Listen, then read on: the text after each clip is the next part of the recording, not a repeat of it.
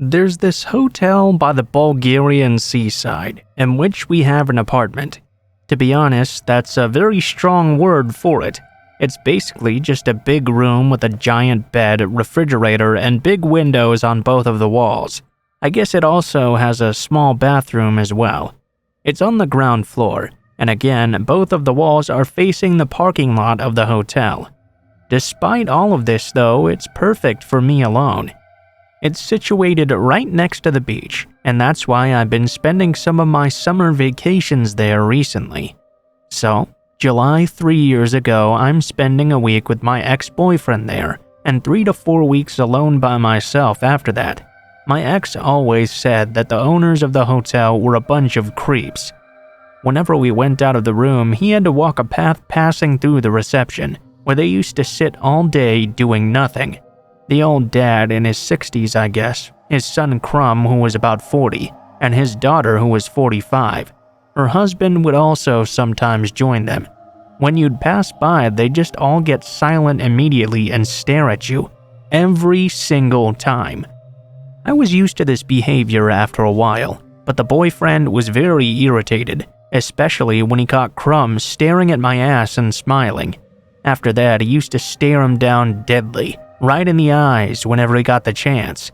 Soon, my ex went back to the city. It was now the 3rd week I'd been alone.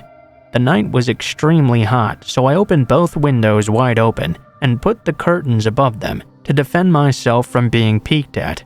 After all, I was at the ground level and my bed was right below both of the windows.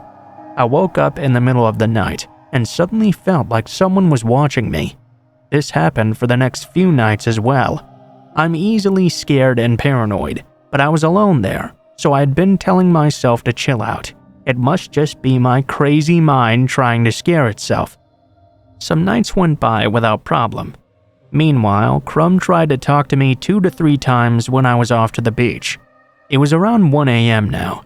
I was falling asleep when I began to hear footsteps outside the path. It was not exactly strange. There were some people staying next to me at the same kind of apartment. Maybe someone was coming home or going out partying late at night. Then though, the steps stopped really close by outside. I could hear all of this because of the opened windows. I was sitting in the bed now and listening when I noticed that the door handle was moving slowly up and down. I lost my shit but stayed quiet. I silently thanked myself for remembering to lock the door before I'd gone to bed. After a while of silently jimmying the handle, nothing happened and the person walked away. I closed the windows after that. I called my dad and told him what just happened. He told me to lock and close everything, and he'd come grab me in the morning. It's a 5-hour drive. This was 3 years ago. Last night we were having dinner together, and my dad said, "Hey, do you remember your sea adventures?" He proceeded to tell me he had made his own little investigation back in the day and asked the owners of the hotel for security camera records. They checked the ones in the parking lot and saw a male figure skulking around. The part with the door handle was not in the camera range, unfortunately. My dad remembers my strange midnight waking up routine and told them to check the older records as well. In each of them, they saw a man peeking through my windows, trying to grab through the curtains, standing like that for 15 to 20 minutes each time. The woman finally recognized her brother and told my dad he had mental disabilities. She begged him not to press any charges and that they'd promised to take better care of him and look after him from then on. My dad, being a good guy, did not press charges. It appears that now we're selling the apartment. So, anyone interested in buying, perhaps?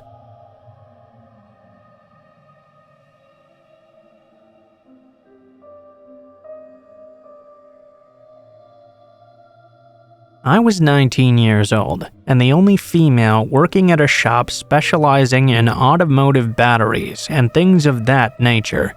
I had been working there long enough to realize that most of the clientele was male, and oftentimes that made for some awkward situations. For instance, I would get talked down to and patronized quite a bit, or flirted with to the point where I would be somewhat uncomfortable. I have a really thick skin though, thankfully, so most of the time I typically wasn't very bothered. One day, during a particularly busy rush, a very tall and well-built man, who was maybe in his mid-30s, came in through my line. I consider myself to be pretty good at reading people, and this guy was giving off some very, very strange vibes. Something about him seemed a little bit off. However, it was my job to be professional and assist whoever came through my line regardless, so I brushed aside those uneasy feelings. I just wanted to ring this guy out and get through the rest of the line that was now trailing out the front door. I greeted and talked to him as I would any other customer while I was processing his transaction. Things were going pretty fine actually, until he realized I was almost done. He started stalling and making up weird excuses as to why he couldn't use certain credit cards. Now he needed me to put his battery on hold. He would come back later, etc. I told him I would hold it for him and he could come back whenever he found the time in the future. I figured he would just leave at that point, but instead he stood there and stared at me. Now that I think about it, it was more like he was staring through me rather than at me. I was a bit uneasy, but I kept my polite and professional demeanor. Sir, if you're not purchasing anything at the moment, may I ask you to please step aside so that I can assist all these other customers? He completely disregarded my question though, and in a slow, raspy voice, he asked, "So, what's your name?" I didn't wear a name tag specifically for reasons like this. Customers had found me on Facebook before in the past, and it was quite unsettling. Thinking quickly, I threw out my nickname instead. "It's Rhea." "Rhea," he said, as he kept on staring through me. I smiled awkwardly. "Yep, that's me." By this point, my manager had realized what was going on and proceeded to ask the man to step aside as well. After hearing it from my manager, the man walked to a corner of the store by some shelving and continued to stare while I wrung the rest of the customers out. A bit of time went by, and the line had since cleared up, but he was still standing there, staring and now smiling the most sickening smile I think I've ever seen. It made my skin crawl. Of course, my manager and coworker saw this as well. My coworker grabbed my arm and said, "Come on, dude, let's go to the back instead." As we were walking into the stock room, my manager walked over to ask the man if there was anything else he needed. The man muttered that there wasn't and left. I wish that was the end of it, but of course he had to come back in to purchase the battery. When he came back the next day, we again had a long line. He even let people go ahead of him and waited until I was completely free before coming up to the counter to make his purchase. I greeted him again and tried my best to remain professional, but it was hard considering how creeped out by this guy I was.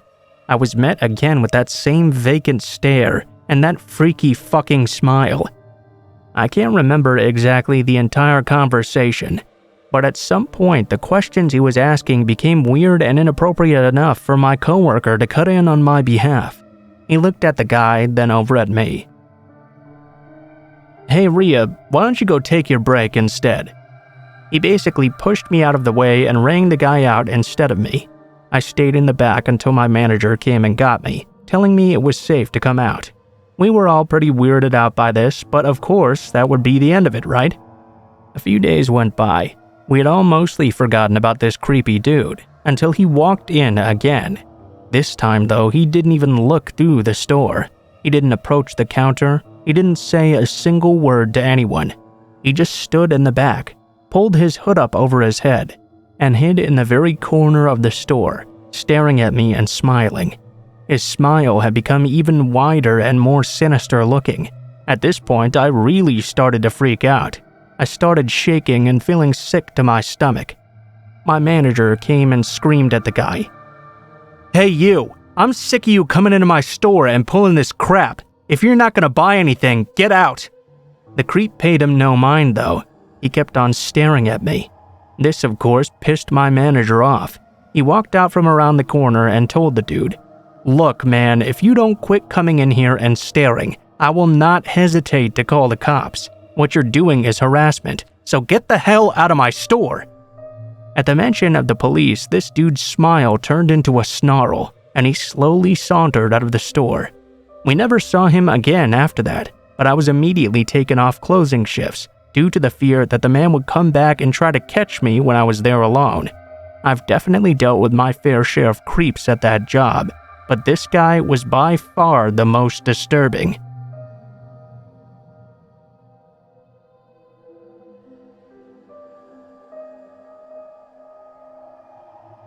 At about 8 p.m. last night, yeah, what a spooky time, I was walking with a friend of mine, Sally, about a mile to the closest cafe. We're both girls in our early 20s.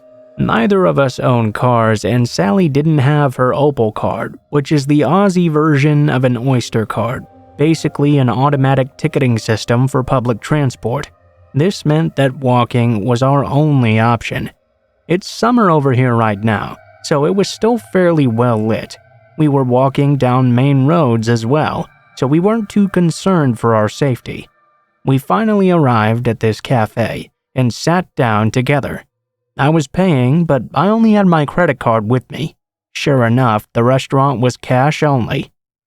Sally was on the phone when I got back from the counter, so I gestured for her to stay put and guard the spot while I went to go grab some cash. This was my home suburb, so I know there's no ATMs around. My best bet was a gas station about a block away. I'm doing a light jog so I wouldn't keep Sally waiting, when a balding, sweating man, probably in his late 40s, with a tank top and no shoes, came running behind me as I passed the corner of the block. He began walking behind me for about 100 meters. I really didn't think too much of it at first. The gas station was the next building along, and it seemed like he had just come out of a very nice suburban house along the street. It wasn't the witching hour yet either, so I just assumed he was in a hurry to get to the gas station like I was. He didn't even cross my mind as I entered the tiny convenience store, nor did he attempt to follow me in. In my peripheral vision, I could see him walk right past the door and out of sight. I began to look around for an ATM that they sometimes have inside. No such luck, unfortunately. I went up to this man in his 30s behind the desk and reluctantly asked if they were able to do cash out. He smiled politely at me. Of course. Is that man with you, by the way? I have no idea who he's talking about at first. He pointed to the man from earlier, though, who was now pacing around outside the store. Keep in mind, he didn't look at all menacing. He wasn't just going back and forth right outside the door or anything. He was drifting in the space outside, from the pavement to the gas pumps to the storefront, seemingly aimlessly. I assumed he must be on drugs or something. I told the clerk no, not thinking very much of it at all. Oh, well, he was really staring at you before, you know. I thought he might have been your dad or something. I laughed it off. Honestly, I was not too concerned. He was just ambling around outside. I couldn't imagine him having a fixed gaze on anything.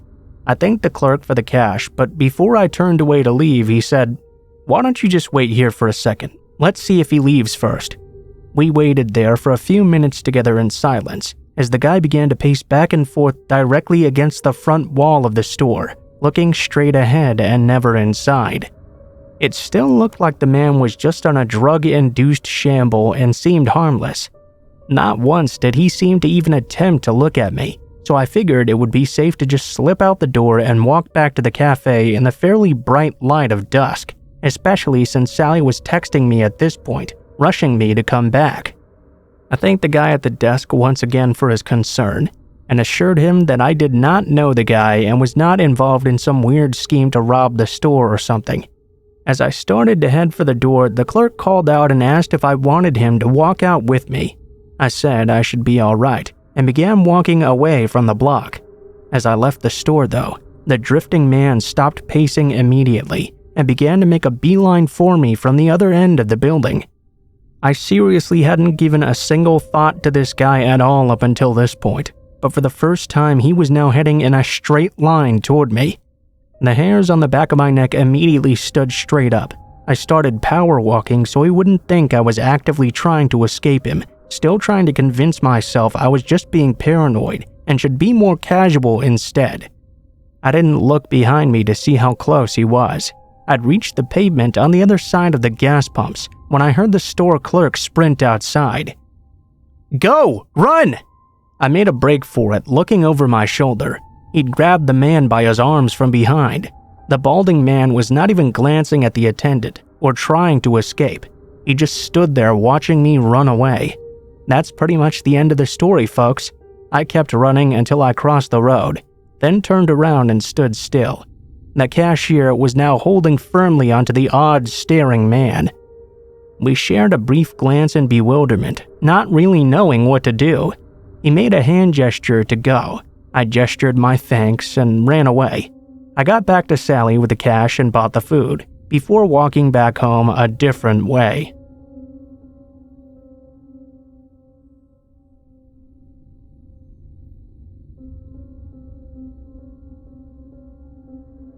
To set the tone for this, I always hated the town I lived in. I moved there alone when I was 18 for college, and very quickly regretted it. It was a decent-sized town, but full of not-so-decent people. Nearly every gas station was robbed frequently. There were shootings all the time in broad daylight. Robberies, kidnappings, you name it. For the first 3 years, I lived with roommates on a side of town that wasn't particularly awful. It was just a bit sketchy. How lucky.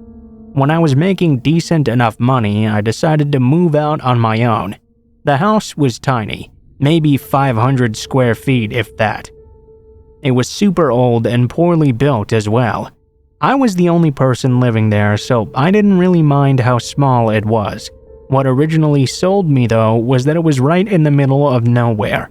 It was surrounded by a bunch of fields and wooded areas, with only a scant few houses nearby. Considering I despised being in the town itself due to the continuous paranoia of being mugged or shot for no reason, I loved the idea of living where nobody was out there. At the beginning of July, I moved in. Everything seemed super swell, minus not being able to get good internet. A month went by and everything was still super good for me. I decided to get a dog to keep me company. He also loved the place and spent large amounts of time lounging about the yard and trying to convince the nearest neighbor to walk over and pet him. This is in fact a detail that will be important later. After about 2 months of living there though, I started to notice things were out of place sometimes. Something to note is that an old roommate of mine was using my spare room as a storage space until he got moved himself. So he had a key to move his stuff there but never really came by. He kinda popped in once every other week or so to maybe grab something from storage and usually let me know beforehand. Now though, I'd come home to my kitchen chair being obviously pulled away from my table, or a new bowl in the sink, things like that. They were such small, innocuous things, at first I wrote it off as my roommate swinging by, or perhaps something I'd forgotten because I was really tired. Then though, my dog started to develop this crazy bad separation anxiety. Up until now, he didn't even care when I left. He just lay on the couch and chew his toys all day. He never barked, never did anything weird. All of a sudden though, he began acting really awful every time I tried to leave. He'd literally cram his body through the door as I was closing it, screaming and barking, and would not stop until I came back inside with him. He didn't want me to leave him there alone at all. I couldn't afford a kennel for him, so I decided one day I'd put a movie in while I was out, thinking maybe the sound of people talking might keep him calmed down. I only had to finish one task at work, and I knew I'd be home early that day, so I popped in a copy of Hamlet. I know, it's pretty boring, but I chose it because the copy I have is 5 hours long. I knew it would still be playing when I came back. Flash forward 3 hours though. Long before that copy of Hamlet should have been over. When I walked through the door, not only was the movie not playing, but the TV and all the appliances were completely off. I immediately called my roommate and asked if he had been over. He wasn't even in town at the time. I explained the TV situation to him. He shrugged it off as the TV powering off when it idled for a while. Even though this could be true, there were several reasons I knew this wasn't the case. 1, it was not idling, a 5-hour movie was supposed to be playing, and 2, even if it shut off by itself, my Xbox that was playing it wouldn't have turned off too. I had once left it on by accident for weeks while I was out of town or whatever, and it was still on when I came home, always, but everything was completely powered down this time. The weird thing was though, none of my stuff was missing. The door was even fully locked when I entered. I eventually convinced myself perhaps it was a weird shortage with the Xbox or whatever, and shrugged it off. That is, until my dog started acting even weirder. Remember earlier when I mentioned he used to play with the neighbor? Well, all of a sudden, if she walked by the house while he was out, he'd start screaming and running at me away from her. This was incredibly weird to me, and made me suspicious of her as well. I put some cheap alarms on all my doors, the kind that go off when they're opened, and slept with my pistol handy. The second night the alarms were on my doors, I was woken up by the one on the back door going off. I flew out of bed with my pistol, trying to convince myself that I was about to shoot some intruder. Once I got there, it was shut though, and there was nobody around. The alarm had been knocked all the way across the room though. The door would have had to been opened really hard for it to be chucked like that. It couldn't have fallen off and just landed there. The weirdest thing was though, the door was still locked, but not the way I had locked it. I always locked the knob and the deadbolt, but upon checking my lock after this, only the doorknob was locked. The police wouldn't do very much, as I had no witnesses, no leads, and they didn't have much to go on. Needless to say, I changed the lock shortly thereafter. I didn't have any noticeable problems inside after that, but I later found out my close neighbor that my dog now hated had previously lived in the house I was renting. The locks had never been changed. I have no way to really prove my theory, but it's pretty obvious she had a key and was coming and going as she pleased. The why though, I really can't figure out. None of my stuff ever went missing, not even the money. The most unsettling part for me though, is that she tried to come in at night until the alarm scared her off. How many times had she come into my house at night while I was asleep? And why had she done so?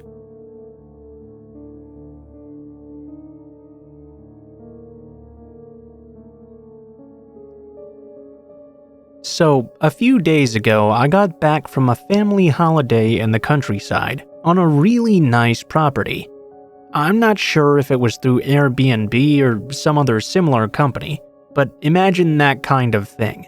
A fully furnished house with more or less all amenities provided. I have a fairly wide, extended family, some of whom would be staying with us, some of whom wouldn't be, and some of whom would only be staying for a few nights before leaving early. My parents and I would be staying all week though, and we were the very first to arrive at the house. As I said before, it was a very good-looking property, not surrounded by other houses, but not completely isolated either. Because we were the first to arrive, we basically got first picks on rooms, and were able to unpack and explore the whole place before everyone else even arrived. I got my own room on the first floor. For reference, I'm 18 years old. There's one room on the top floor with a bathroom attached. Going up there, the first thing that struck me was just how hot it was in there. There were windows through which the sun was shining in, which I thought might be the source of this heat, so I shut all the blinds, but it didn't really get any cooler. Aside from the bathroom, there was another door in this room, but it was locked from the other side. It goes without saying that this was kind of weird, not the least because I had no idea what could possibly be on the other side of that door. There was a locked door downstairs too, but that one had an obvious keyhole and was very clearly a boiler room due to the sounds I could hear on the other side. But with this room, I just really had no idea what it could possibly be. There was also a small crawl space door upstairs. It didn't have a lock or handle or anything like that, but I couldn't figure out how to open it. I'm not sure how relevant that crawl space really was to all of this, but I thought I'd at least mention it as somewhat suspicious. Anyway, after a few hours, other family members arrived, including my grandparents who, being the oldest in the family, and so the most respected, got to choose a room as well and chose upstairs. Despite the fact that my grandparents are both in their 70s, they're both extremely fit. Not just for their age, but for anybody really. They keep very active, and they don't get scared very easily at all. I couldn't say I really envied them taking that top room though. I'll skip most of the other details about the holiday since they aren't really relevant to the story itself, and fast forward to the first night. The property had this large garden, like really big. People at one end would have to scream for someone at the other end to even hear them. What made the property even nicer to me was there was a large hot tub out back by that garden. On the first evening, 11 p.m., I was in the hot tub by myself. Most of the other people had already gone to sleep. Having all the lights out and just sitting in the bubbling water, the only sounds audible to me were the buzzing of the jets and the chirping of the crickets. It was quite the serene experience. Just barely over the sound of the water though, I could have sworn I heard something moving down on the other end of the garden. There was no way I could be sure of that though since it was so far away. I turned on the lights in the tub to as high as they could go, but obviously that didn't provide me with very much in the way of visibility. Looking back, it was actually probably a pretty stupid move because it made me more visible. I still couldn't see to the end of the garden, but now I kinda had the creeps. I realized just how exposed I felt, and decided to wrap up and head to bed. My room had these big glass doors that faced out into the back garden, which also made me kind of uneasy. I'd be lying though if I told you I heard any scratches on my window or something cliche like that. I actually didn't hear anything else and went to sleep perfectly fine. The next morning at breakfast though, I was talking with my grandma, who sorta dropped a bombshell on me. She told me that last night she had noticed a light turn on then off in the locked room upstairs. Not that I said anything, but this really freaked me out. I know the idea of someone secretly living in the house with us sounds dumb, and that's not really where my mind was going. Truth be told, I wasn't sure what to think. So that night I got totally drunk, like really hammered. I'm a bit of a lightweight and obviously not an experienced drinker, so it really didn't take much for me to get to that point. Regardless, I'm not exactly proud of the state I was in. I went out to the hot tub again, this time with my cousin who was a bit older than me, not even aware of my surroundings. The heat of the water combined with the effects of the alcohol made my brain basically turn into mush. I couldn't think clearly, and that's by my own admission. We were just listening to music and sort of chilling, when she suddenly pointed over at the other end of the garden to get my attention. "Hey, do you see that?" she asked. The garden had these automatic lights along one side, so if there was any movement they would turn on, illuminating one half of the lawn. From what I had seen, 2 of them, they weren't super sensitive, so you would have to get really close. I peered over the side of the tub but couldn't see anything in the dark. That's when my cousin had the bright idea to reach over the side and throw a football onto the garden. The sound it made as it thudded onto the grass still makes me feel sick. The lights flashed on, revealing a dark figure scurrying behind the fence at the back of the yard and just out of sight. We should have probably gotten out of the tub and went to bed at that point, or in reality called the cops, but for some dumb reason, we decided to go and investigate ourselves. She was a few drinks in too, I'll note. Not as much as me, and she keeps it down much better, but we both had some liquid courage going if you know what I mean.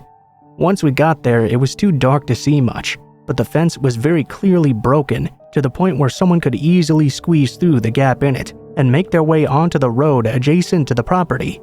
That alone is creepy enough, but what really freaks me out is what happened the next day. For a little bit of context, I'm in the build-up to some really important exams right now, and just because I was on holiday didn't mean I would be cutting myself any slack in studying. Because of this, when my whole family went out that day, I stayed home to work. In my room, there was this rubber door stopper thing propping my door open, and a spare one in the drawers as well. I left the one propping the door open next to it, in case I wanted to keep the door open or more realistically keep it shut. Bear in mind that particular door did not have a lock on it.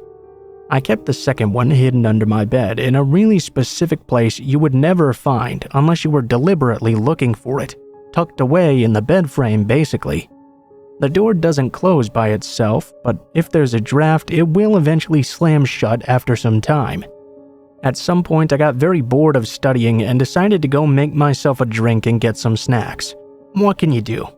While in the kitchen, though, I heard this loud thud come from my room. Because of the way the kitchen was positioned, I couldn't actually see my door, though. At first, this understandably freaked me out, but then I heard the front door open. It was just my family.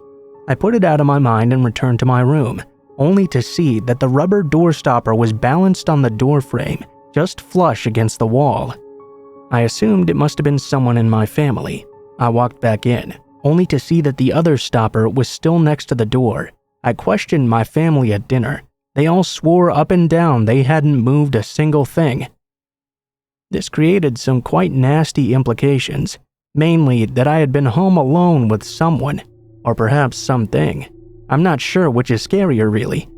Luckily, nothing else of this nature happened during my trip, and needless to say, I was grateful just to get home. This remains the creepiest thing that's ever happened to me.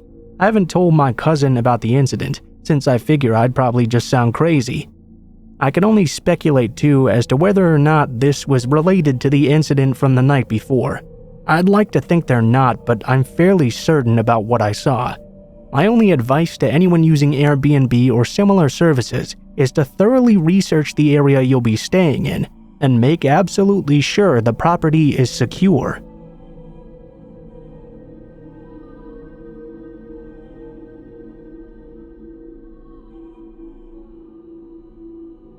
This is a real story, but some of you might probably not believe me.